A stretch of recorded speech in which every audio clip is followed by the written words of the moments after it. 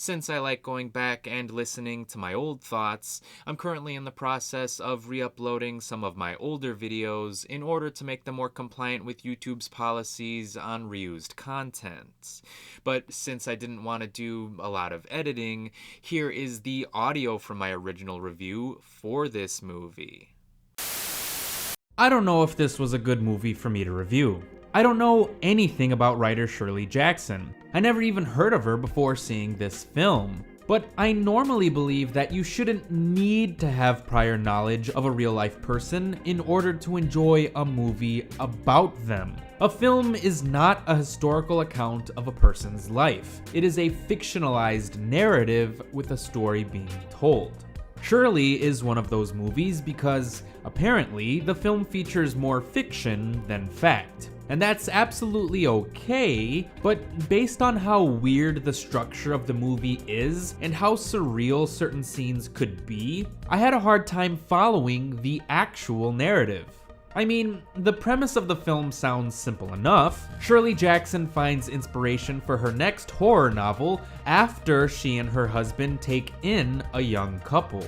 Got it. And the critic ratings have been pretty solid. Shirley currently holds an 88% on Rotten Tomatoes, so I thought I would at least enjoy the movie itself even if I wasn't familiar with its subject matter.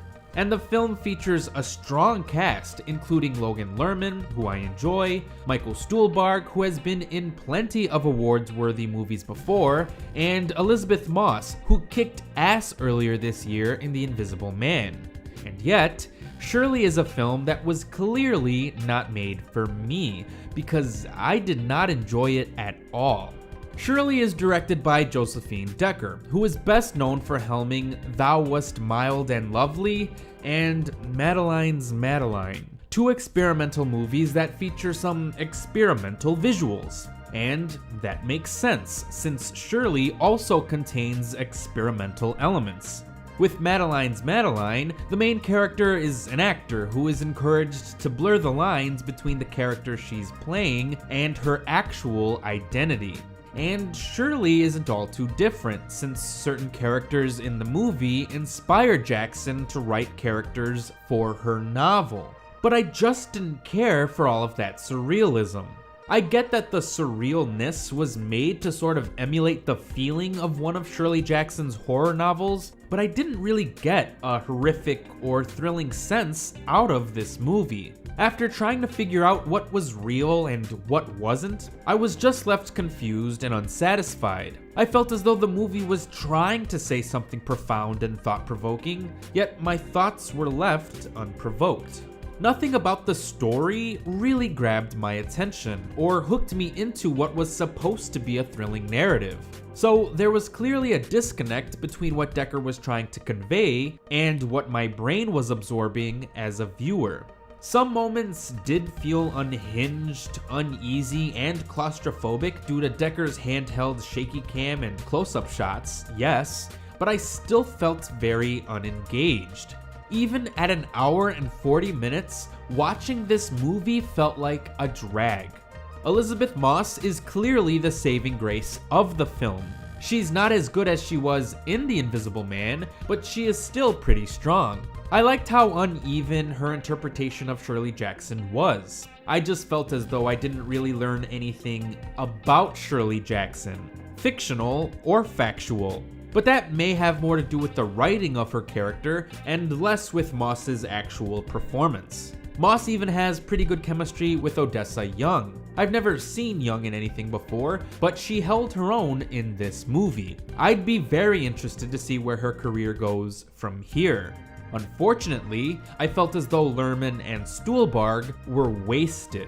I just felt like their characters lacked personality because they were meant to only service the themes of the movie.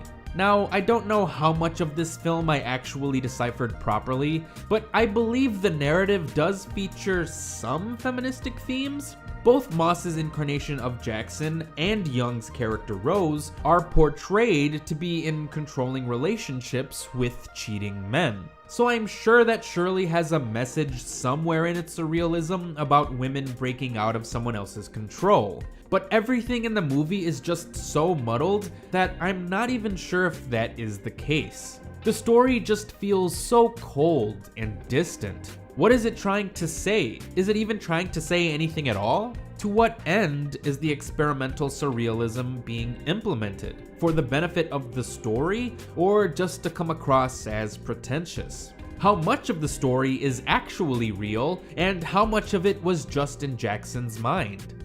I don't know.